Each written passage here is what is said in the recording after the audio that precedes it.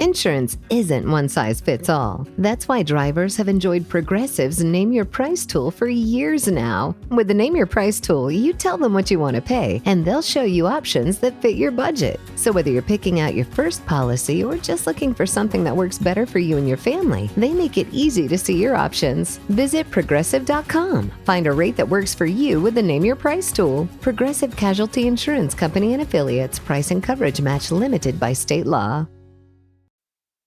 This episode is brought to you by Indeed. Stop waiting around for the perfect candidate. Instead, use Indeed sponsored jobs to find the right people with the right skills fast. It's a simple way to make sure your listing is the first candidates see. According to Indeed data, sponsored jobs have 4 times more applicants than non-sponsored jobs. So go build your dream team today with Indeed. Get a $75 sponsored job credit at Indeed.com/podcast. Terms and conditions apply. Joe, are we doing our toast? Our Monday toast? Ooh, toast. French toast? I love French toast. It's so good, especially on Monday morning. Well, I mean, if we're talking about toast, no, you got to go with like the thick French bread, where it's like at 3/4 of an inch thick, and it's still soft in the middle, but the outside is crispy, and then the butter kind of melts in. Sourdough? Oh, keep going. Yeah. Butter melting and then you in. just put a light smear of raspberry jam over the surface. You don't want to up. overwhelm it. It's not a donut. It's toast. Okay, let's hit pause and do this right now. Let's do this like right now. Anytime I can have too much butter,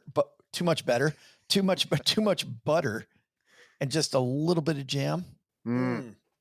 But you know what, Doug? Whenever they give you that choice at restaurants, they're like, would you like rye bread? I'm like, what am I, heathen? Look at me. No, I don't want rye bread. That's interesting because when I order I love breakfast sandwiches. So I'll order the omelet and they say, what do you want as a side of toast? My side of toast is usually rye because I like the flavor. And then I take some of the omelet and I make that the innards of the sandwich. And then I'm eating a omelet sandwich with rye bread. COG, like I said, I'm not a heathen, but Doug is. There we go. I think it is by toast, you meant to the troops. I did. Is it not a toast when you're using coffee? Well, toast and coffee. We could toast and coffee the troops. Let's do that. So confused about what's happening. Raise your mug, not just your face, but your mug. On behalf of the men and women making podcast in Mom's Basement, and the men and women at Navy Federal Credit Union, big shout out to our troops on a Monday. Let's all go stack some Benjamins together now, shall we? Thanks, everybody. Hoorah.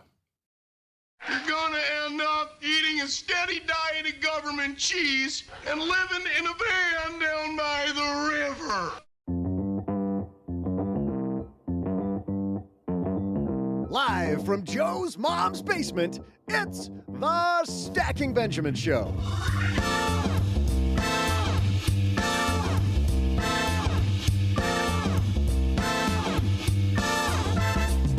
I'm Joe's mom's neighbor, Doug, and you know what you need? You need a whack upside the head. That's what Joe's mom says. Anyway, I mean, right after you tell her you forgot to bring home dish soap from the store, but hey, I remembered the Kit Kats. Where was I? Oh yeah. It's time for some tough love. That's where I was. On today's show, our Monday mentors are kicking your butt all the way to the bank. It's behavioral psychologist Brad Klontz and TikTok star Adrian Brambila. Plus, in our headline, some cities are full of more people with debt than others. What are the most and least debt-ridden U.S. metros? We'll share. And don't you worry yourself even a little bit, because I'll be sure to share a dollop of my delicious trivia. And now, 2 guys who are surprisingly spry this early on a Monday. It's Joe and G.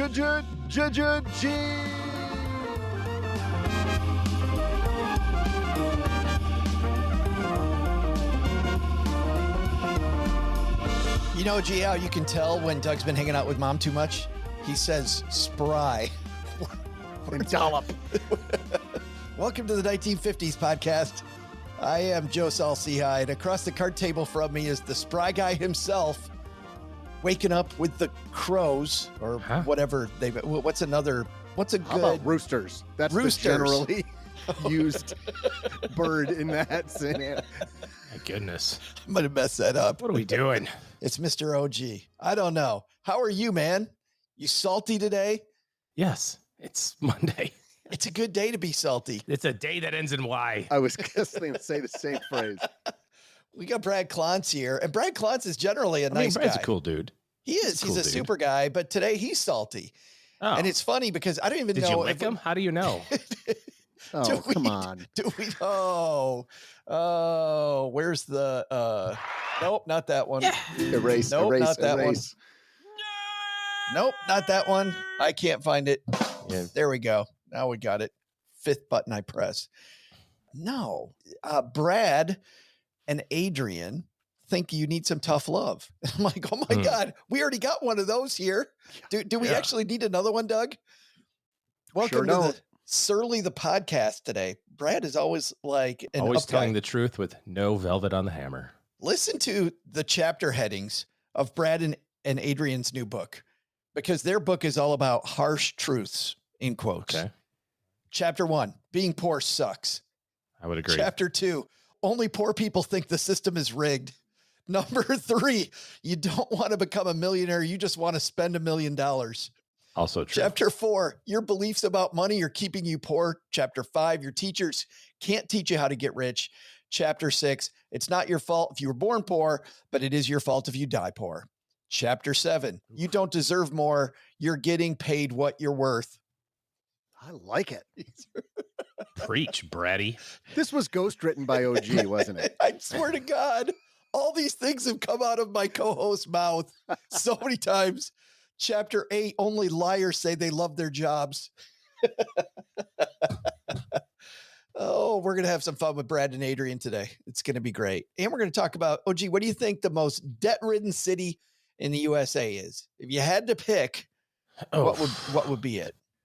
I mean, all in, like not bad debt, but just like what city has the most debt? And you're not talking about municipality. You're talking about people that live within the city. I think we need to clarify. Thank you. Yeah. Let's go with non-mortgage debt. Non-mortgage debt. Oh, shoot. I was going to say mortgage debt would be, have to be on the West Coast. Sure. Mortgage debt, you're going right to the Pacific Ocean. Yeah. Shoot. I would have to say it's where a bunch of young people are. Raleigh, North Carolina. Raleigh, North. Doug, what do you think? Interesting. Non-mortgage debt. I'm still going to say Austin, Texas. Austin, Texas. And let's go with least. What do you guys think is the least debt-ridden U.S. city? Fargo, North Dakota. It's got to be per capita, right? Because otherwise you just find a city with 4 people in it. Oh, no. It's got to be a major city you've heard of, like Fargo, the one that. Yeah, like Fargo. They make movies and TV shows about that place. It's major. Least debt-ridden city. Did you hear? Hold on a second, OG. Did you hear? Because I just heard this last week, Doug. Why the Coen brothers called that movie Fargo? No, I don't think I know this. Most of the movie, as you know, takes place in Brainerd. Right. But they didn't want to call it Brainerd. They thought that the word Fargo would look better actually as a title. That was 100% the reason it was why. A design element choice? Yes, because they didn't want to call it Brainerd. Huh. How about that? Anyway, OG, what city do you think? So least per capita has to be low cost of living with high income, high-ish income. Somewhere in the South, no taxes. Houston. Well, we're about to find out. The bets are locked, everybody. And I'm sure you've got your stackers. We're going to get to that right after we say hello to our salty guest today. Adrian Brambila, he rose to TikTok stardom by redefining real wealth. Here's what he did. He earned $1.7 million while, drumroll please, living in a van, maybe down by the river. Dr. Brad Klontz is a distinguished professor and the world's leading authority in wealth psychology. Brad, of course, has been on the show a couple times, most notably just a year ago when we did our investing during an election year special episode. It's amazing how much of that psychology played out during the year as we saw headline after headline of, you got to panic. You must panic. Brad and Adrian got together. We're going to hear how to slap you upside the head, as Doug and Mom both say.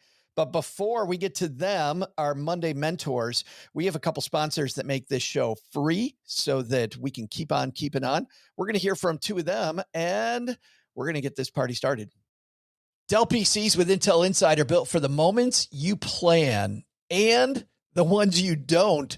They're for those all-night study sessions, the moment you're working from a cafe and realize every outlet's taken, the times you're deep in your flow and can't be interrupted by an auto update. That's why Dell builds tech that adapts to you. Built with long-lasting batteries so you're not scrambling for an outlet, and built-in intelligence that makes updates around your schedule, not in the middle of it. Find technology built for the way you work at Dell.com/Dell PCs. Built for you. In business, there is no room for guesswork. Every shipment matters. Every deadline counts. And when you're trying to keep operations running smoothly, the last thing you need is uncertainty. That's why reliability is at the core of USPS Ground Advantage. From the moment your package is first scanned in, it moves through a secure nationwide network, aiding in a timely and accurate delivery. You get near real-time tracking so you can keep up with your shipments. And with affordable upfront pricing, there are no hidden fees or surprise surcharges to throw off your cost sheets. It all adds up to predictable deliveries you can depend on, because knowing your logistics are handled lets you focus on everything else, your customers, your team, and the future you're building. Visit USPS.com/Ground Advantage to start shipping with confidence. USPS Ground Advantage. We mean business.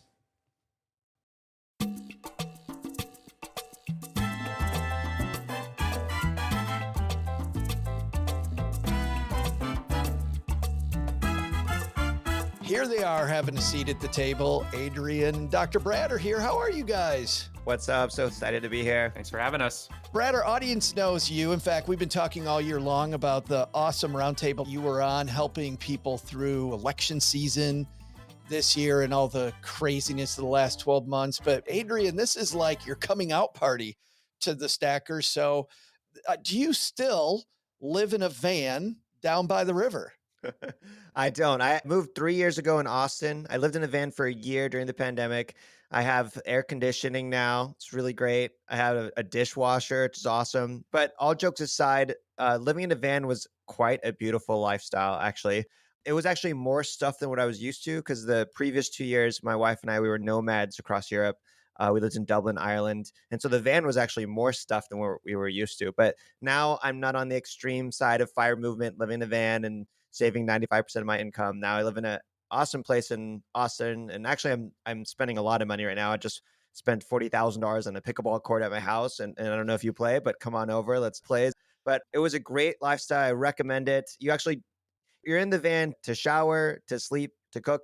And then essentially everywhere you drive is your backyard. So it was pretty cool.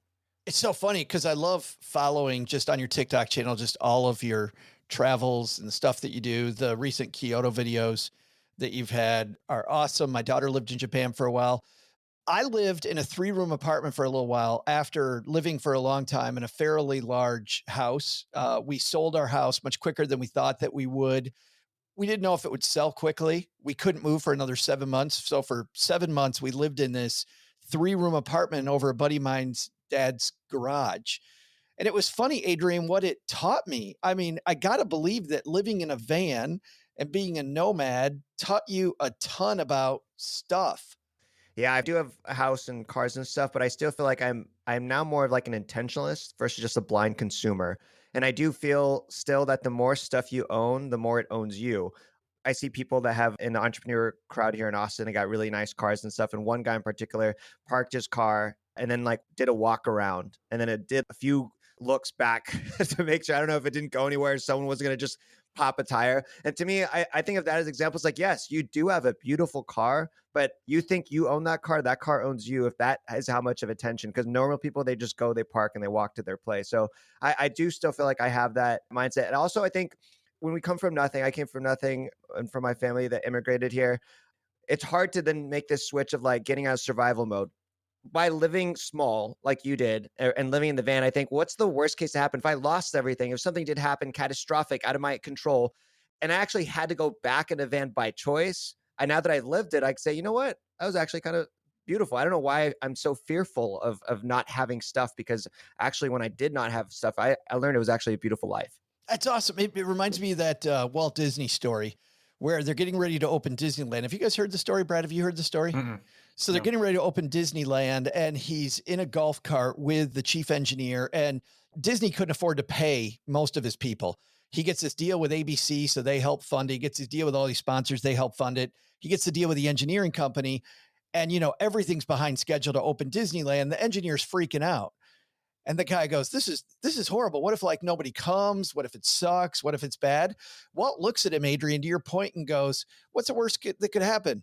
We'll go bankrupt. I've been bankrupt 4 times. I think he said 4 times he'd been bankrupt. He's like, I've been bankrupt 4 times. It's not that bad. We're gonna be okay. It's amazing. You guys really, with these harsh truths you're talking about, Brad, because really that is a harsh truth, right? We could go bankrupt. Things could go bad. But these harsh truths you had, really, Brad, it's not so much about, I don't know. I guess it is so much about harsh truths, but it really is embracing the reality that you own it. Yeah, I've written other books that have more of a therapist sort of feel and tone, more of a loving, gentle, I care about your feelings. And I do care about your feelings, Joe. So feel free to call me and have a good cry or complain about things. But if you were my client, eventually, after we got some of that out, I might even perhaps shut the door to make sure nobody hears this. And I'd be like, Joe, what are you going to do about it? And really, it's a message of empowerment. And so it can feel like a bit of a slap in the face. Like if I was to call Adrian and complain about my wife for a little bit, and he knows my wife, he'd be like, oh, Brad, that's so sad. And then he'd listen for a few minutes. And he'd go like, dude, so what you can do about it? Fix this. This is yours to fix. And that can be sort of like a shocking moment for people, but it's so empowering. And so essentially these chapters are harsh truths. They can feel like a slap across the head, but the chapters are really meant to inspire and empower by sharing all the research that we've found and I've conducted on the psychology of wealth and the mindsets of success. And how can I teach my kids this stuff? I mean, this has been a lifelong journey for me, as you know, Joe, and it's trying to learn what I can learn to climb the socioeconomic ladder. I didn't come from anything at all. Generations of people who had nothing. So what can we glean from these self-made successful people so I can teach my kids this, so I can integrate it into myself? And essentially with this project, we're trying to teach as many people as possible. What's the difference between being poor and being broke? In our book, if you look at some of the titles, they sound really offensive. Like we say, if you want to get rich, you have to get rid of it. Yeah. They're all a slap in the face, Adrian, to Brad's point. Yeah. So like, if you want to get rich, you have to get rid of your poor friends. Like that's when we got a lot of heat on. Did you just go with the ones they hated the most? Yeah. Like, oh, a ton of people hate this one. So that's the chapter heading. I mean, honestly, engagement, it's like how to create noise and shake things up. And so that was one. And of course, at first takes like, wow, you guys are like, what kind of person would say that? But this is our definitions. Poor is a way of thinking. Rich is a way of thinking. Broke is literally having no money. We've all been broke. And then rich is a way of thinking, but I had a rich mindset when I was broke. And that's why I wasn't broke forever. That's why I was able to go from broke to middle class to first class. When I first started trying to ask questions like, how do rich people react around money? What do they do with money? How do they think? So these are ways of thinking. It has nothing to do with the quality of someone's person, which is priceless. We're not shaming, like human life is priceless. We're talking about the way you think and challenging the way you think. So what keeps people broke forever is a way of thinking, and that's having a poor mindset. And I love that because, Brad, you point out that it's just a state today. Poor is, I'm poor forever. I feel poor. My life is poor. You guys point, Brad, to this study that we hear over and over and over, right? This deal of, I get to $75,000, I'm good, and then there's no more happiness after that. You call BS on that. Yeah, and by the way, I taught on that for a long time. Like I'm really interested in the truth. I don't really have an agenda related to this. As I said, sort of open mind, like, I don't know. And in that chapter, actually, we have a photocopy of a journal entry that Adrian had when he was young. Oh, can I made a note about this. Did you see that? You were thinking big, Adrian. You were thinking huge. Well, he read that study and he's like, that's my target. It's $75,000 a year to be happy and blissful. That's my target. And so it's real interesting. I'm reading it, intellectually, and Adrian's at a young age catching that going, oh, that's the target. Essentially, all we did is we went back and reviewed the research, and there's been better research that's been done that actually shows the line continues up. And I think it sort of confirms what everybody already knows to be true inherently. Like the thing about that $75,000 mark is everybody read that and said, that's BS, and that's kind of what we've seen. I mean, it's like more money can enhance your life. It can give you better experiences. It can lower your stress. And so that trend line continues, which is why we are strong proponents of becoming wealthy and encouraging people to become wealthy. Well, to your point, I feel like ever since I moved over from the financial planning side a long time ago to financial media side, I spend a good amount of my time refuting BS articles on the internet. Here's where you need to be by the time you're 30. Here's where you need to be when you're 40. That is just garbage. And to your point, Brad, I mean, Adrian, you're looking at this study as just a normal dude going, oh, okay, well, that's happy. So here I am. So let's take a second and read what Adrian wrote.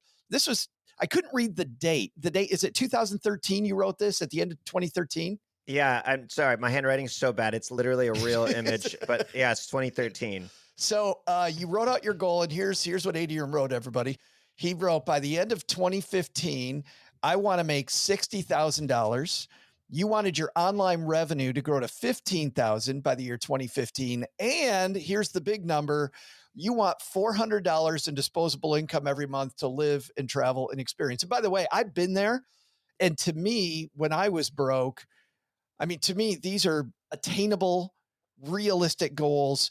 But you guys point out, you're like, no, I should have been thinking bigger. Adrian, do you think now, looking back at past Adrian, you would have gotten to where you were faster if these numbers were bigger than what you wrote on that piece of paper? I do. If I would have added another 0 to that, it's not saying that I would have hit it, but I would have thought bigger, thought better. And I feel like I was doing the right things as not a normal 20-year-old. I was spending my time reading all these financial books, and all these financial books says 75K, making that is peak happiness. And I was like, well, I don't want to make $100,000. I don't want to be $25,000 less happy every year. So $75,000 is my goal. And so I think it literally brainwashed me to think small.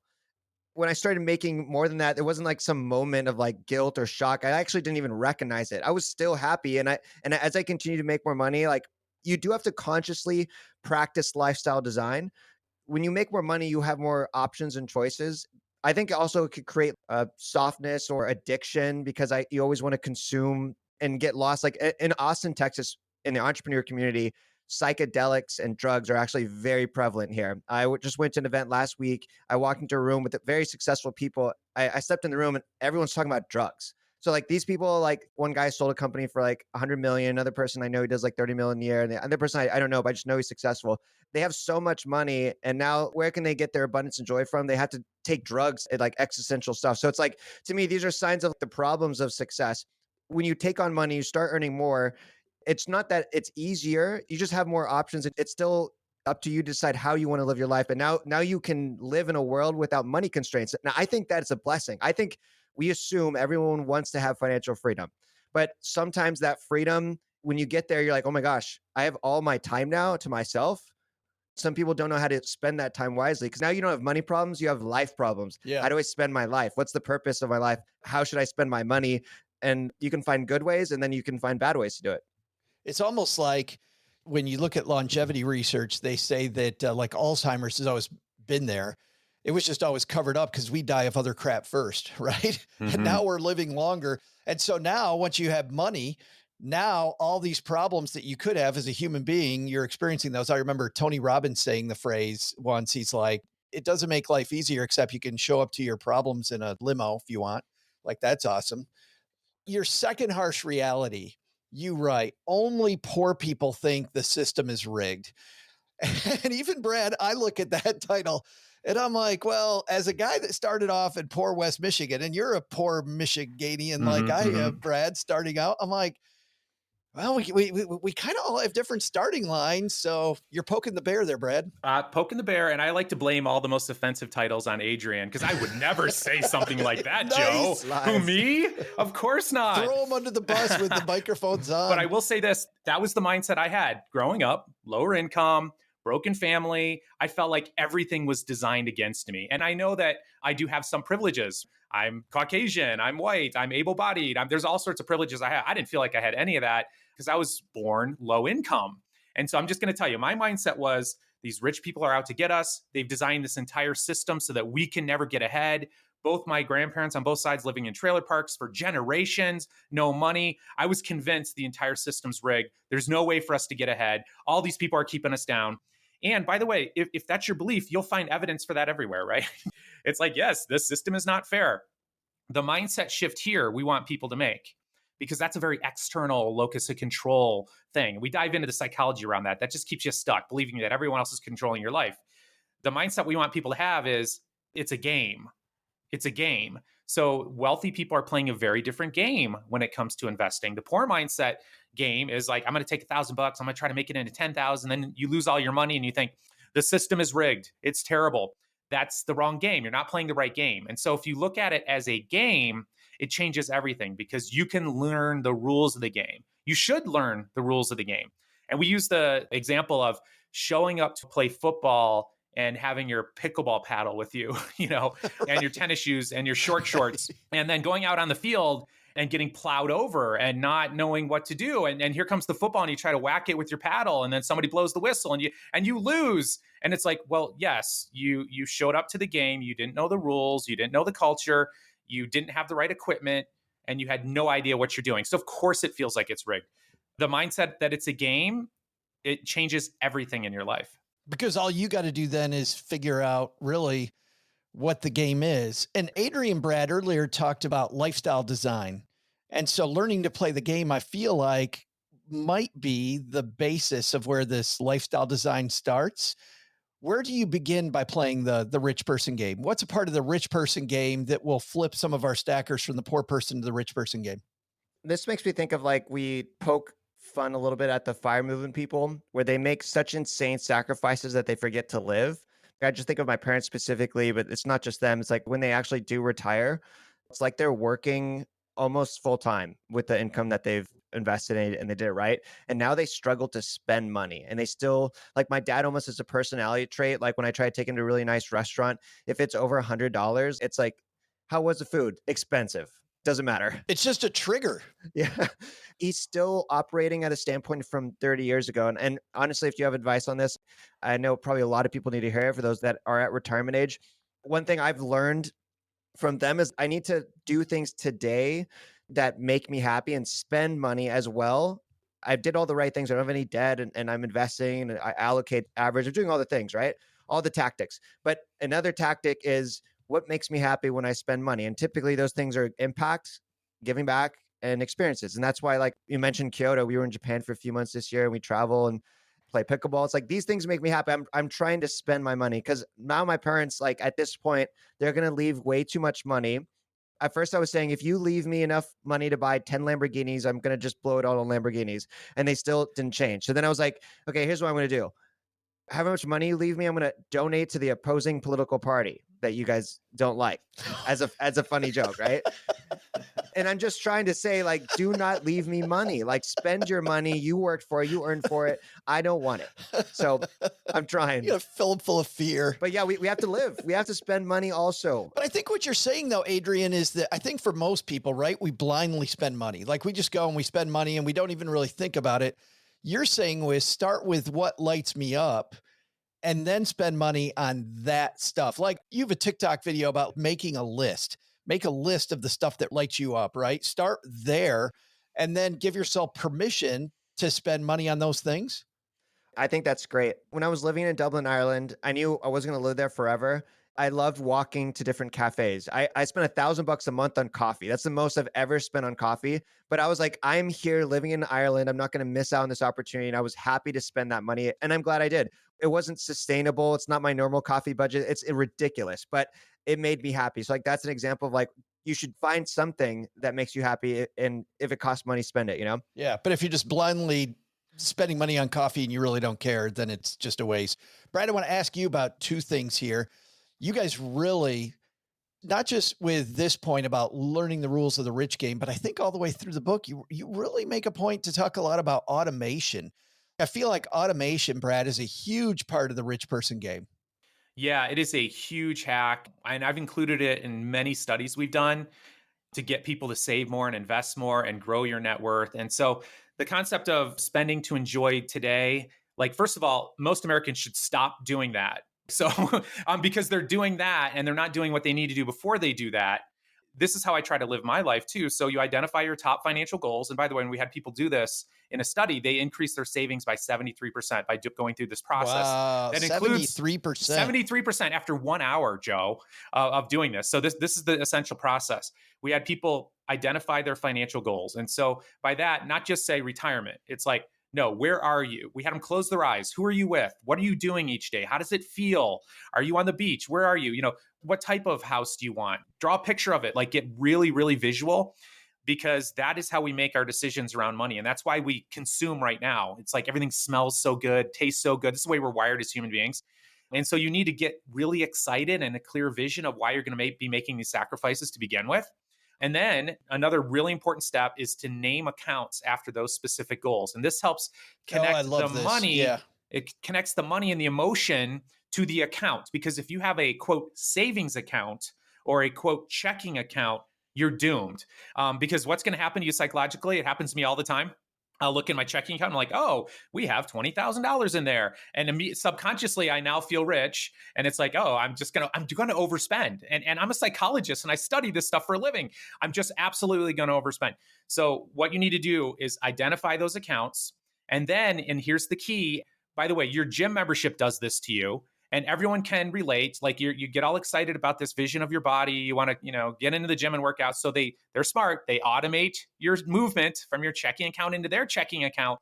And what happens is the status quo bias kicks in, and you're like, first of all, it takes effort to go change it. And you're probably not going to do it. And then you also have to cancel this vision of your longevity and health and that beautiful muscular body that I see you have, Joe, right now that I'm aspiring to get.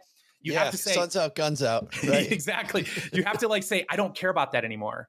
And it's like, whoa, we don't want to do that. So we stick with that gym membership more. This is taking that status quo bias and applying it to your own life. My son's name is Ethan. It's Ethan's college fund. And I'm automating every month money that goes from our checking account into that account. And I got to tell you, Joe, when I look at it, I'm always shocked. I'm like, I can't believe how much money's in there because we've been having it going for years. I will never, ever go into his account and take money out for anything else.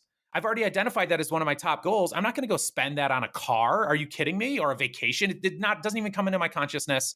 That is the hack that wealthy people use. You pay yourself first. We live in a time now where you can automate it. You don't have to sit down and write a check each month because that you will not do that. You're going to blow that up. Clear, exciting goals of the future. Name your accounts after those goals and automate money moving to that. And then the big part of my life growing up lower income and being anxious about money has been the lifestyle design. So now you have this bucket of money, whatever it is. Now your job is to try to enjoy your life with what's left over. And that's an exercise for some of us who in the FIRE movement, some of us who grew up poor, we have a scarcity mindset, we're afraid. It's really good because you'll have a higher net worth because of it. But also it's a terrible kind of way to go through life, isn't it?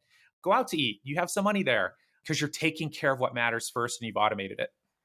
Let's keep this on the FIRE movement for a second, because another thing that I read in FIRE movement forums all the time is fire the experts. They're costing you money. You're smart enough to do this yourself, which I think, Brad, and you're shaking your hand, which is why you and I have such a loving relationship. I just want to hug you right now because, man, when I was a financial planner, and it's not just hiring a financial planner, I'm not even worried about that.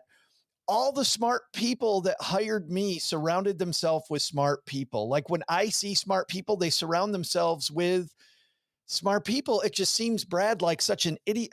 It isn't about being smart enough. Of course you're smart enough to do your financial plan, but it's almost like the millionaire next door and the habits. Like I look at the habits of really great people. They surround themselves with great people. It's such a big problem, Joe, that we named an entire chapter after it. And the way that we titled it was Only Poor People Are Afraid to Ask for Help. And we're trying to do an intervention on you. And part of this comes from the studies that I've done. Like we find that ultra high net worth significantly more likely to humble themselves and saying like, look, I'm not a financial advising expert. I'm not an attorney. I'm not a CPA. It's like, of course I don't know any of that stuff. I spend all my time executing on crushing my candy eating during Halloween, which is your expertise. I see on your handle there right now, Joe. That's what I spend my life doing, making these widgets, making money. That's what I do. And so they outsource. I call it do-it-yourself-itis, which is a low-income, middle-class mindset. And by the way, it's essential. You got to do it. Your car breaks down, you fix it. I mean, it's a farmer's mindset. This is where my dad came from. My aunt did everyone's taxes, and the entire family because she had a semester of college. you got to get out of this mindset because it creates a ceiling for you. You just don't have the expertise. And so the first time I actually paid for a CPA to do my taxes, it cost me a few hundred. It saved me thousands of dollars. It was the most amazing thing. And so people keep themselves stuck and screw themselves over because they're either too prideful to admit they don't know what they're doing, or they have this misperception that it's going to cost a bunch of money. It's really not going to cost that much money. You don't have to have these people as staff. You can just actually pay for an hour of their time until you can hire them in a more formal way later. But ask for help. That's what wealthy people do, and it'll help you get there a lot faster. I think, Joe, you said that we are smart enough, but I know I'm not smart enough. And I think actually the problem is most people think they're smart enough to do it all on their own. We're overconfident. Yes, they're overconfident. And I do want to point out the positive to the FIRE movement in this and challenging the status, because we could say not all financial advisors are created equal. Good point. And, Google searching what is a fiduciary and like what's an actual just salesman selling you proprietary funds that have high end, like those things do exist. But it's a level of getting diligent enough to know like who you're working with and trusting them that they're actually doing a good job. You don't just want to blindly outsource as well. And I think that's the positive thing. But then also the FIRE movement tends to take everything to the extreme. So like, don't ever ask for help. Do it all your own. You don't need anyone. And that's terrible advice. Yeah.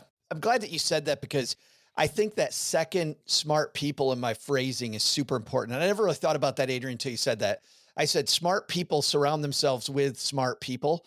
And if you just go hire some person and you don't do any true due diligence, you can tell when somebody's BSing you, like your BS meter is strong. Like not all the time. I mean, Bernie Madoff got away with it for a reason, but still, I think that using referrals and the power of the internet and knowing people's background and where they're from, who they surround themselves with, the licenses that they have, like you can figure out who the smart people are in your community. I remember reading Dr. Thomas Stanley's book, second time I brought it up now, The Millionaire Next Door. There were a couple books that came along with that are far less popular, called Marketing to the Affluent and Networking with the Affluent.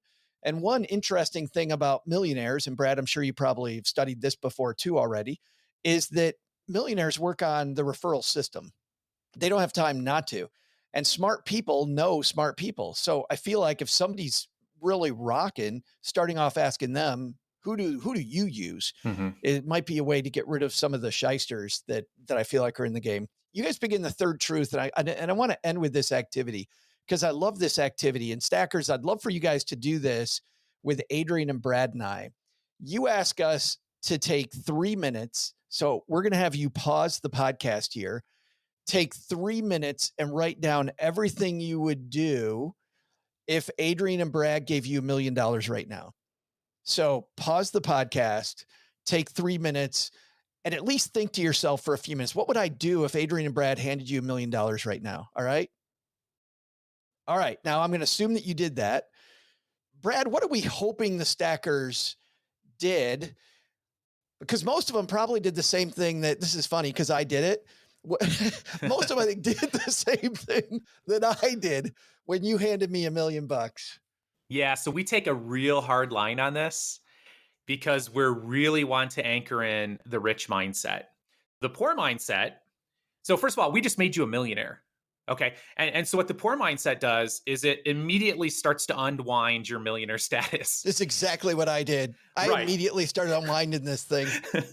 And so the poor mindset is, which by the way is most Americans, we're consumer focused. It's like, oh, I'm going to buy a car. I'm going to buy a house. And you're not selfish. You're going to buy a house for your mom. You're going to upgrade your mom's basement, Joe. Duh. We could do some work around here if you don't mind me saying. I'm going to go on a vacation with my family. I'm going to have these great experiences, and then boop, boop, boop. And in my mind, I'm pulling out a calculator. I'm like, boom, boom, boom. Okay, now you have $100,000. So now you're not a million anymore. I hope you didn't swear at your boss on the way out, because now you're going to have to go back in and beg for your job back because it's all gone. We are just proposing that is a poor mindset. And here is a rich mindset. Oh, by the way, another one we hear all the time is, I'm going to invest in a business. And oh, that sounds so great. Oh, yes, you're going to go take this money and invest in a business. Hey, most businesses fail, right. And since you haven't had a successful one, specifically a restaurant, Brad, I'm going to open a restaurant. Right. I'm going to open a restaurant. Yeah. Nothing's going to go wrong with that. And by the way, to the confidence thing, people dramatically overestimate how their restaurant's going to do. They'll tell you that the industry is, only 30% survive, but me, I have an 80% chance. By the way, there's been studies that have been done on that. We have this overconfidence bias, but essentially you're going to be broke. And so here's the rich mindset. The rich mindset does one and only one thing. It takes that $1 million, it invests that $1 million, and then using the 4% rule as an example, they take out $40,000 a year for the rest of their life. And with that $40,000 a year, go have a business that fails. Go put it all into your soon-to-be failed business. And maybe do that 7 years in a row until you have a successful business. Go on a vacation. Save up several years of that $40,000. Put a down payment on a house. Use that to enhance your life. Like the ultra-rich mindset's like, no, I'm going to let it ride. And then, in 10 years, now you've got several million. You've got 7 million, et cetera. And you can just grow it exponentially. That's the mindset we're trying to instill in people because we automatically go to this default of how we're going to spend it. And that leads to you having no net worth, essentially. It was funny. I know what I'm doing, and you slapped me across the face, which is this book is 21 slaps in the face. It's like Hammer with velvet on it. Yep. The book is called Start Thinking Rich, 21 Harsh Truths to Take You from Broke to Financial Freedom. And it's available everywhere, right? It is. I do want to mention one last thing. So you can't get the book anywhere, but we did actually have a special link. This is a way we can say thank you for us being on here and to your audience. So after you get the book, wherever you'd like to get books, you go to startthinkingrich.com/Joe. And then that has like a lot of extra bonuses and resources that are completely free. So you can start thinking rich as fast as possible. Sweet. You know what we'll do? If you're out walking the dog away from your computer, I will just link to that on the show notes at stackingbenjamins.com. Adrian, great to meet you finally, man. I've been following you for a while and so great to meet. Brad, great to see you again. Thanks for being mentors to our stackers today. I super appreciate you both. Super awesome to be here. Thanks for having us. Hey there, stackers. I'm Joe's mom's neighbor, Doug. And how about those guys, huh? Adrian actually makes living in a van down by the river sound exciting. Speaking of exciting, another famous duo, the Beatles, were first mentioned on U.S. television. Duo? Huh? Do you just call the Beatles a duo? Well, yeah. No, there's 4 of them. I mean, it's a plural. Well, hold on. Plural. No. Wait, Beatles. There's only 2. Look, don't fact check me in the middle of all of this. We agreed that wasn't going to happen. I looked it up. It's just Paul McCartney and Ringo Starr. Okay, you keep going, and then maybe look it up again during the break. Right, fine. Continue. I'm sorry. This is art. I'm creating art here. As I was saying, the Beatles were first mentioned on the Huntley-Brinkley Report, a news show, and very soon they were all over American radio stations, dominating the landscape and bathing in Benjamins. Or, in their case, quids, I guess. Here's the question. While they were first mentioned by Huntley-Brinkley, what show did they first appear on live when they finally came to the USA? I'll be back with the answer right after I explained to Gertrude that when I said yesterday, I want to hold your hand, I was telling her my favorite Beatles songs, not giving her a pickup line. I have so much better pickup lines than that. That purse to the head really hurt, though, Gertrude. Unnecessary. You're listening to this podcast, so I know you've got a curious mind. Here's a helpful fact you may not know yet. Drivers who switch and save with Progressive save over $900 on average. Pop over to Progressive.com, answer some questions, and you'll get a quick quote with discounts that are easy to come by. In fact, 99% of their auto customers earn at least one discount. Visit Progressive.com and see if you can enjoy a little cash back. Progressive Casualty Insurance Company and Affiliates. National average 12-month savings of $946 by new customers surveyed who saved with Progressive between June 2024 and May 2025. Potential savings will vary. You didn't start a business just to keep the lights on. You're here to sell more today than yesterday. You're here to win. Lucky for you, Shopify built the best converting checkout on the planet. Like the just one tapping, ridiculously fast acting, sky-high sales stacking, champion of checkouts. That's the good stuff right there. So if your business is in it to win it, win with Shopify. Start your free trial today at shopify.com/win. Did you know Fast Growing Trees is America's largest and most trusted online nursery with thousands of trees and plants and over 2 million happy customers? Whether you're planting fruit trees, adding privacy, brightening things up with flowers, or bringing in houseplants, Fast Growing Trees has it all. Even better, they can help you find options that are right for your climate, your space, and lifestyle. Click Order Grow. Every plant arrives healthy with the Alive and Thrive guarantee straight to your door. So if you're ready to get planting, this is the moment. Right now, they have great deals on spring planting essentials, up to half off on select plants. And listeners to our show get 20% off their first purchase when using the code WWO at checkout. That's an additional 20% off. Better plants and better growing at fastgrowingtrees.com using the code WWO at checkout. Fastgrowingtrees.com, code WWO. Now's the perfect time to plant. Let's grow together. Use WWO to save today. Offer is valid for a limited time. Terms and conditions apply. Go to growingfasttrees.com for details.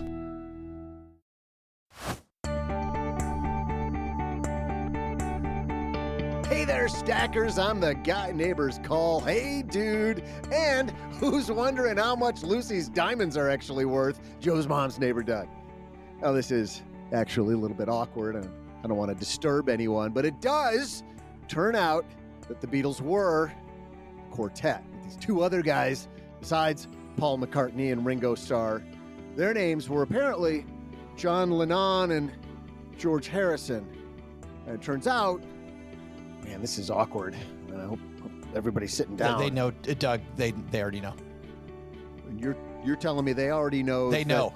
They know. Oh. Okay. Well, then on to the trivia, I guess. What TV show were the Beatles on when they first appeared live on American television?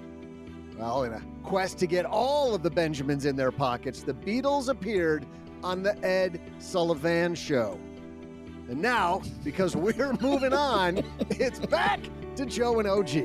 Oh, boy. Oh, man. I love how trivia time is Doug's history lesson. It's a good history lesson. If only the Beatles would have been more popular, Doug, you might have known. Actually, they could have been Oasis. Maybe they could have gotten as famous as Oasis. I feel like somebody said that at one point. Big thanks to Brad and Adrian. And you know what, OG, very seriously, I mean, for me, having a guy like a Gordon Ramsay type character in my corner, where they know, like on that show, what I always like about Gordon Ramsay's old kitchen shows is that that he wants a restaurant to succeed. His goal is that the customers get a better experience and that the owner makes more money. So when he fights with them, it's a good fight. He's swearing at them from a position of love. He totally is. Yes, absolutely. And frankly, your French onion soup, it sucks. You got to get it through their head sometimes. And you know what? I'm a guy that responds very well to that type of coaching over the years. Really? I've had good to know. Coaches just jot that down for future. Push. I shouldn't have told him that, Doug. Let's walk that back. How do we walk that back? But it is true. You don't want your coaches to sugarcoat it. I mean, to some degree, they got to have some velvet on their hammer, OG, but they do have to tell you, and you've said this before, hey, the math ain't mathing. I think part of behavioral coaching, whether it's for finance or high school football players, is to understand the audience. And there's a time and a place, and you can think back, obviously, Joe, you were an athlete. Doug, you were an athlete in high school. And it's like, there's different times where you can probably remember where the coach missed the mark, right? Where it's like, wow, kind of exploded out of nowhere for that. That didn't really check with where we were in the season or in the game or in practice or what, like that was odd. But then there's a time where like snapping the clipboard and throwing the headset, that like checks with the energy that the team needs right then to go get your heads out of your behinds and tackle somebody, you know what I mean? Like, or whatever, like there's a time and a place for throwing your headset and snapping the clipboard. And then there's a time to say, I know you're trying, I need you to, you know what I mean? Like to kind of dial it back and be a little bit different. And the mark of a good coach is knowing when to have those different uses or when to pull those different arrows maybe and say, this is the time to have a little bit more of a tough love conversation and not a everything's fine conversation. And especially with money, I think one of our obligations that we have to clients is to really not sugarcoat it, but also give them the confidence that they can achieve whatever it is that they're trying to achieve, maybe with some slight modifications. Because at the end of the day, would you rather be mad at me or would you rather run out of money at 82? And it's like, if I see that that's the path that you're on, I owe it to you to say, I just don't think this is going to work and I'm concerned about it. And maybe I have to say that a little bit more forcefully or snap more clipboards, or maybe it's a little bit more, like you said, velvet. But at the end of the day, the message has to come through of this ain't working, but it's fixable. We have to do something about it. This isn't just like, well, we gave it the old college try. Best wishes, guys. Good luck. We have this information. It's not going great. Here's what we can do to remedy that. And that's, I think, maybe what Brad's going after here. Even if you're not a sports fan, I think you look at some of the great coaches, but just because they're in the spotlight and you see them all the time, that actually looking at some of these good coaches, you can see what a skill set it is, OG, to kind of thread that needle, right? I don't want to push people so far that they give up. They don't have any hope, but I also need to push them enough to realize that what it takes to succeed is inside of you. And that is such a tightrope. Let's hear a master of this. One of the winningest coaches ever in football, little guy by the name of Nick Saban. Everybody would like to be successful. Everybody's not willing to do the things you need to do to be successful. You know, we had one speaker come here and showed the biggest tiger I've ever seen. Took up the whole screen. And he said, everybody wants to be the beast, but everybody don't want to do what the beast do. So if you want to be the beast, you got to do what the beast do. All right, thanks. You want to be the beast. That was Nick Saban? That was Nick Saban. If you want to be the beast, you got to do what the beast do. Yeah. I think that's an important lesson. OG, you said something about snapping clipboards, and it just reminded me of time I was coaching baseball and watched the coach across the way in the dugout who was really ticked about something, and he tried to snap his clipboard, and he forgot. He was an old school guy. It was a plastic clipboard. Oh. And it didn't work. And then he was like, I am snapping this clipboard. And he just tried like 4 times to get this thing and then finally just threw it to the end of the dugout. He was a guy who was not adapting to modern coaching. Well, and again, there's a lot of risks with that, right? In using the sports analogy, if going too far with it, right? You turn into like the petulant child. You know, and then everybody's rolling their eyes. I mean, it's to your point, Joe, it is a very fine line to go, here's the energy I need to put on this to motivate you. I think the best word that I've ever heard of this is called productive tension. You know, if your tension is really low with something, you're not likely to do anything about it. If your tension is really high with something, you're likely to do something, but it's probably not going to be the right thing. It's just going to be a thing to get your tension back down again. And to kind of manage through other people, their productive tension to get to the point where it's like, I need to make a decision and I need to make sure it's a good decision and I need to follow through with my decision. And I need to have a lot of energy and output relative to this decision. That's like this part of the whole curve. Everything else around it is I'm in apathy and I don't feel like doing anything, or I'm so stressed about it, I'm just going to do anything. And that's not going to be good either. I love that phrase, productive tension. Thank you. I don't know if you just made that up or not, but that's perfect. And it reminds me of a Harvard Business Review article I read a long time ago, like maybe 20 years ago. If I'm not mistaken, I think the title of it was Happy Cows Don't Make More Milk. And they actually did some studies to look at comparing like free range cows to the ones that are in the big. Do make more milk. Their findings were that they do not produce more milk, just because there's no stress or less stress and that they're just out roaming around the pretty green pasture. They don't necessarily make any more milk than the ones that are in the higher production facilities. And that in fact, the higher production facility cows who have some stress make more milk. So there is some value to that stress. To your point, Doug, this is another coach. This is Duke University's women's basketball coach, Kara Lawson, making, I believe, a very similar point. It will never get easier. What happens is you handle hard better. That's what happens. Most people think that it's going to get easier. Life is going to get easier. Basketball is going to get easier. School's going to get easier. It never gets easier. What happens is you become someone that handles hard stuff better. So that's a mental shift that has to occur in each of your brains. It has to. Because if you go around waiting for stuff to get easier in life, it's never going to happen. And then what happens? Oh, it's so hard. Oh, I can't do it. Oh, I don't know when is it going to be easy for me? I can't take the music in the background. I'm sorry. Just the music absolutely killing me. But I think they make a good point, OG, which is, I mean, think about it from a strategic perspective. If I focus on the fact that life's never going to get easier, when it does get easier, which it does from time to time, it's like this huge blessing where if you sit around waiting for it to get easier and it gets hard, you're never going to accomplish anything. I mean, it's very congruent with what Brad and Adrian were talking about. You're born poor. Okay. That's your starting point. John Hope Bryant said the same thing when he was on the show. You're born poor. Yeah. The starting line is not the same. You die poor. It's on you. Here's a great one from a Georgia Tech strength coach if we're doing like little videos of motivation. Yeah. Motivation Monday. But here's what you should know about winning before you chase it. Winning's not loyal to you. It doesn't care about you. Winning doesn't care how sore you are. Winning doesn't care how much sleep you get. Winning doesn't care how hard you work at times. And sometimes a guy doesn't outwork you and he still wins. It isn't fair, man. Sometimes there is no justice.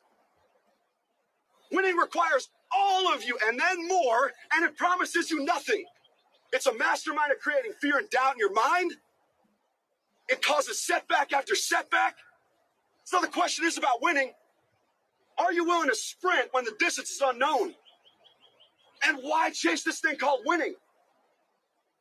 Because the only thing that's guaranteed in life, if you don't chase it, is losing. You know, it is interesting, though. What I like about what he's saying there, OG, is chase and appreciate the input, right? What you put in. The output isn't guaranteed. You don't know that you're going to win. Life can still conspire against you. That's fine. You see these people that get all focused on the outcome. And when you focus on the outcome, you're going to lose. Yeah, you just will. It's not outcome driven. The seminal book on this is George Leonard's book on mastery. And the whole idea is that growth comes in like really short periods of time and everything else is a plateau. And you just have to enjoy living on the plateau, you know, because in every single solitary thing, whether it's money, whether it's relationships, whether it's health and fitness, everything is just basically seemingly a straight line. And then all of a sudden, all the effort produces a result. Like years worth of working out, all of a sudden the body change happens, or years and years and years of saving through the 2000s, right? Think about the investor that started their graduated college, this guy in 2000, right? Like living the dream, all investing through 2000, 2010, just a plateau of nothing.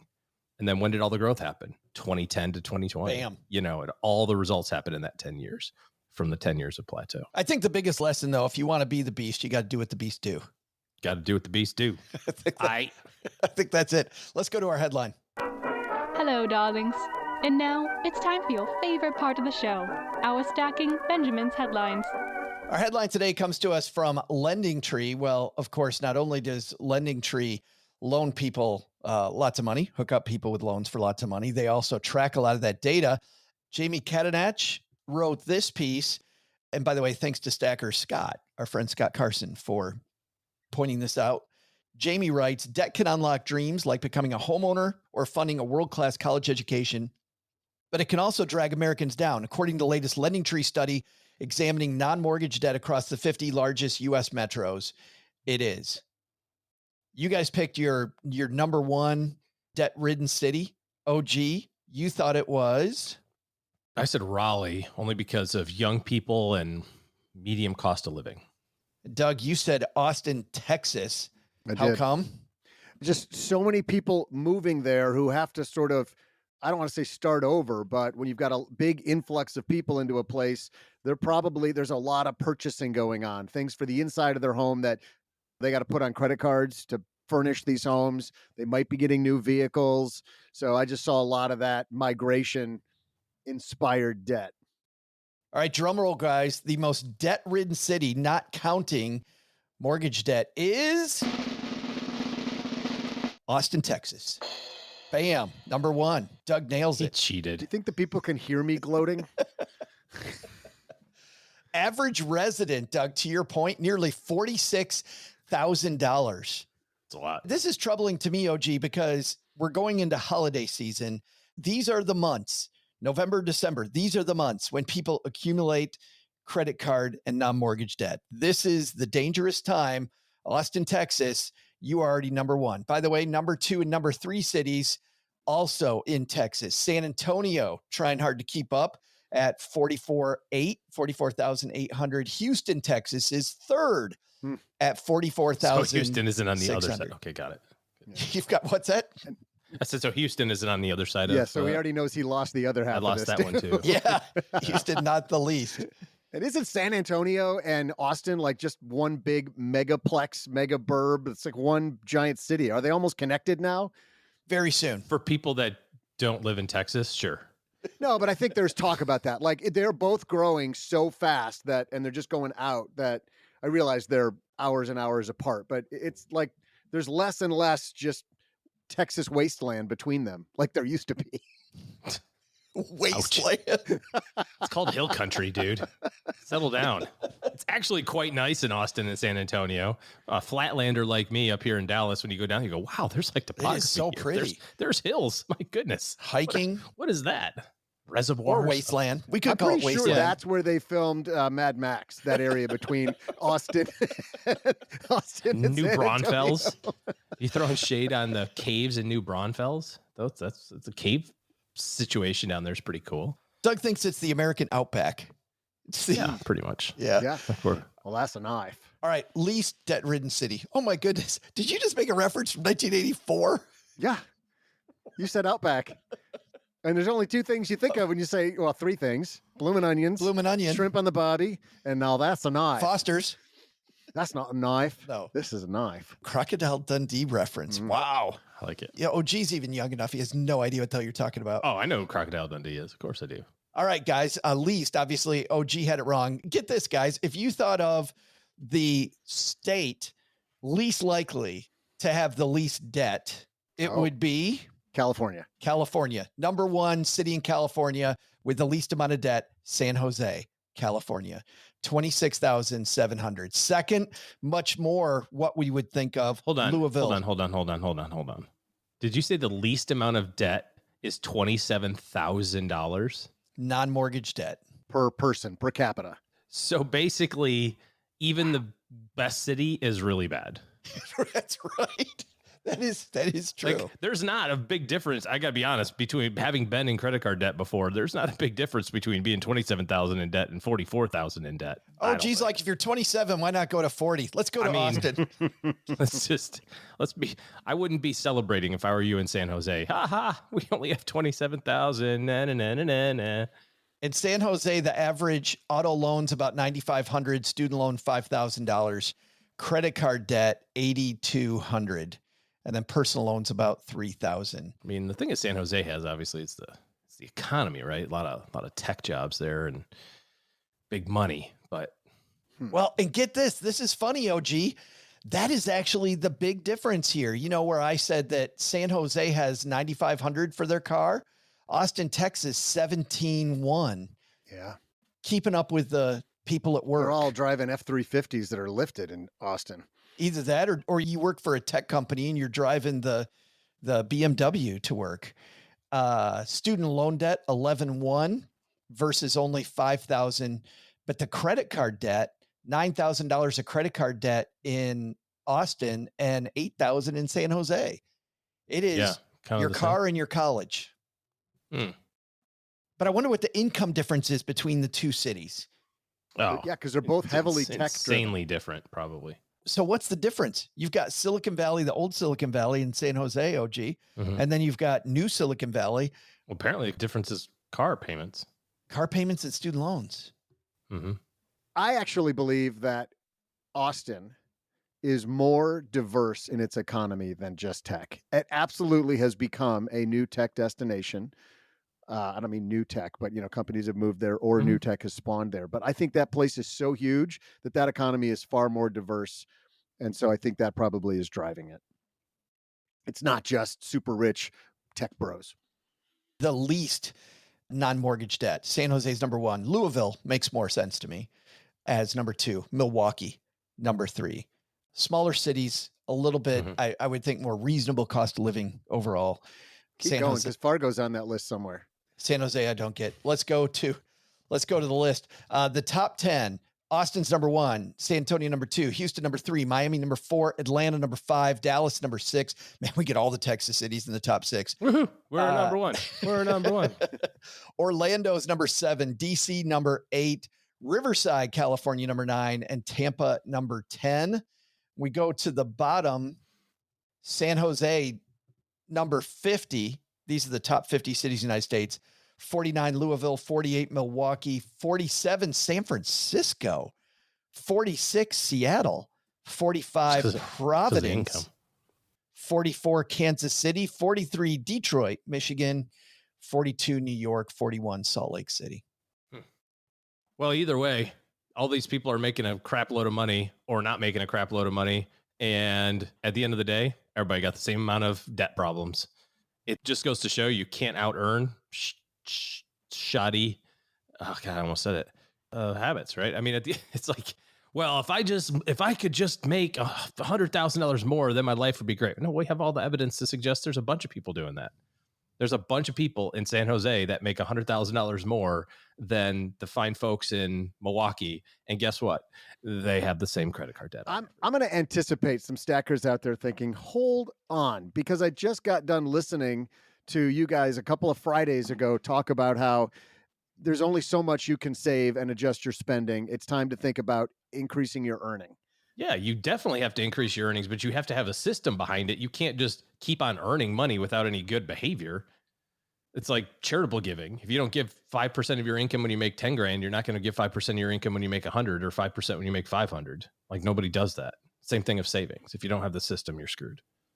Oh, gee, I think what you're trying to say is making more money only makes a difference if you're widening that gap between what you make and what you spend.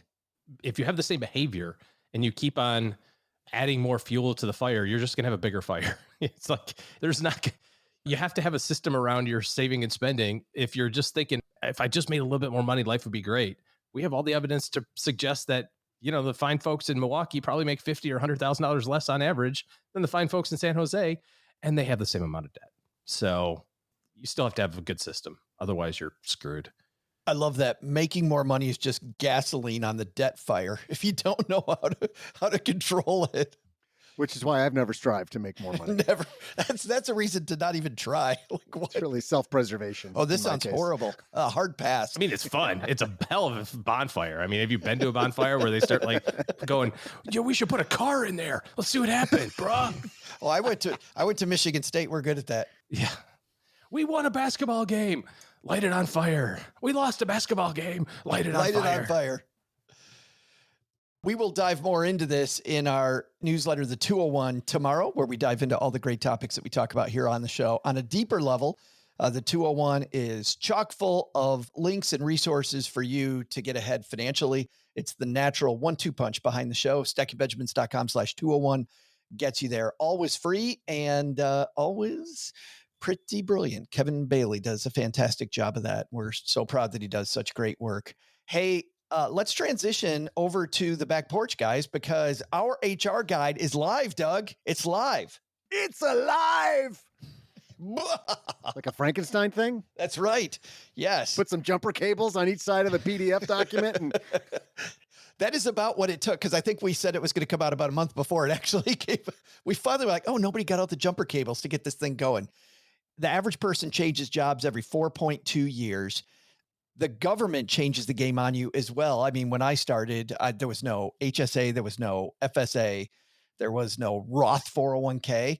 And if the government decides to leave it alone and you stay with the same company, you know who's going to mess with it? Your HR manager is going to mess with it. Oh, I think we can find something cheaper or maybe something, quote, better. Whatever it is, we've got your back with the Stacking Benjamins. Read this before choosing your benefits guide. StackingBenjamins.com/benefits.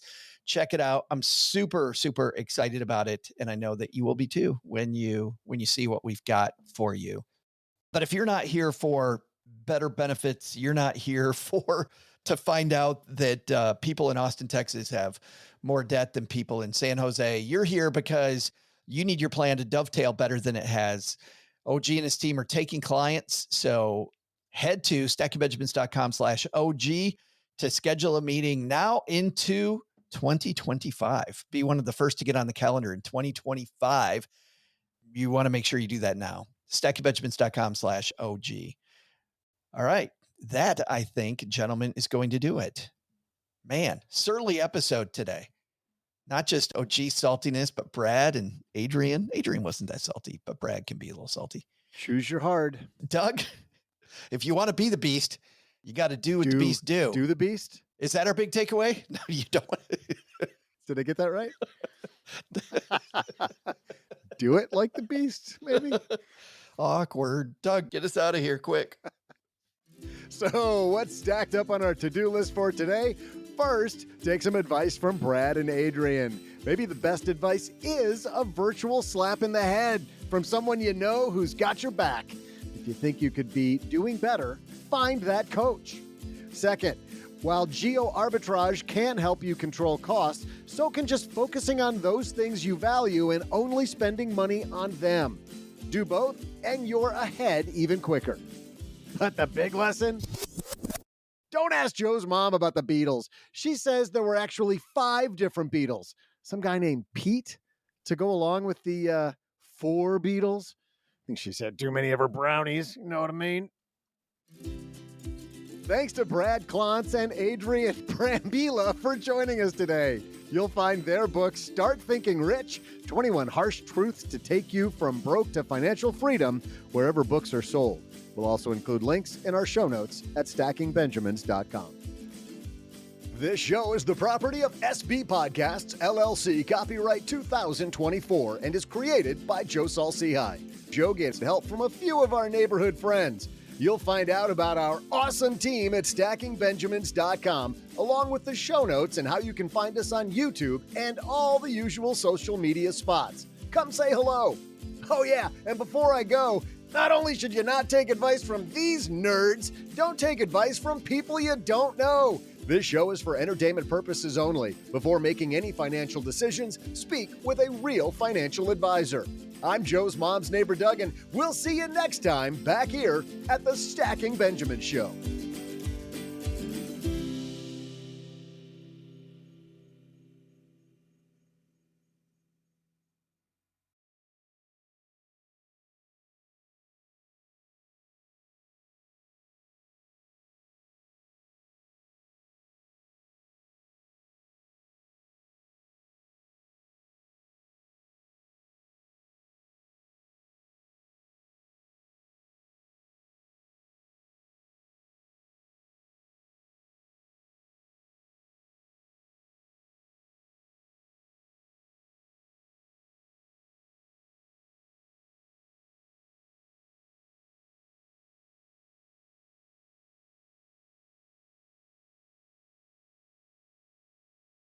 Oh, gee, did you see the movie Brooklyn? Nope. No sleep till Brooklyn. Could you imagine, Doug, you saw Brooklyn, right? No. Oh, you never saw Brooklyn? Oh, what is it? Fantastic film about an Irish woman played by, I can never pronounce her name. Oh. Brambila? Brambila? The number of ways, well, let's pull back their curtain for a second. The number of ways Doug figured out how to pronounce Adrian's last name is remarkable. Absolutely remarkable. But remarkable? Her name was, she's the Irish actress, Saoirse Ronan? Saoirse Ronan. Yeah. Yes. She's the main character in Brooklyn. This is set in the 50s. She comes over on a boat. Yes. I did see that movie. Yep. New movie by the same people that made that, the same director, same group. We Live in Time.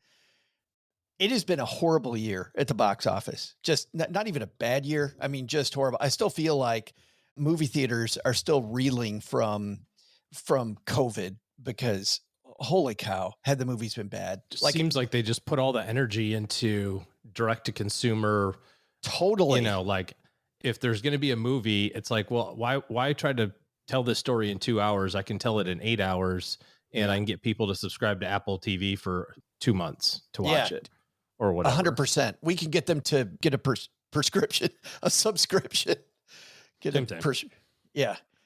I'm going to diagnose you. You need to binge everything on Netflix. In this movie, Andrew Garfield plays a guy who's just coming out of a divorce. Florence Pugh, by the way, both of these actors were Academy Award nominees. So you might know Andrew Garfield from, he was one of the Spider-Man. Yeah. Florence Pugh, I had never seen in anything. She was in Little Women. Cheryl really liked that. She runs over Andrew with her car just after he signed his divorce papers. And it is the story of their life. You find out very early in the movie that she has cancer. And so this is not like a happy skip movie. It actually is happy in a lot of places. This is a story about these two people. It keeps going forward in time and back in time to show their relationship developing. Guys, it's been a bad year at the theater, but this was the movie I needed. Character driven, fantastic story about the two of these people, them being in love, them fighting. It's a movie much like Brooklyn, Doug. You laugh, you cry. You're like very, very tight film. It was great to finally go to the theater and see a good movie. We Live in Time. Doug, I think you'd like it. OG, I think you'd like it too. I think you'll never see it. He's like, oh, relationships, hard pass. Disgruntled wife runs over husband with a car. He's too like close to reality. No. That part he likes, but then he heard that they actually are in love, and he's like, oh, pass. Oh, wait a minute. Is there a bomb in the movie? No. I still want to go see. I really want to see what's the one about them choosing the Pope. Oh, right. It's not clerics. I think it starts with a C. Conclave. And the Rotten Tomato score on that movie is off the charts. Of course, this is a problem with living in Texarkana. I got to drive to Shreveport to see it because for some reason you get to drive to Shreveport to see it. I get to drive. Thank you. I got to be more positive. I get the opportunity to drive because Cinemark is stupid. Drive through the wasteland from Texarkana to Shreveport.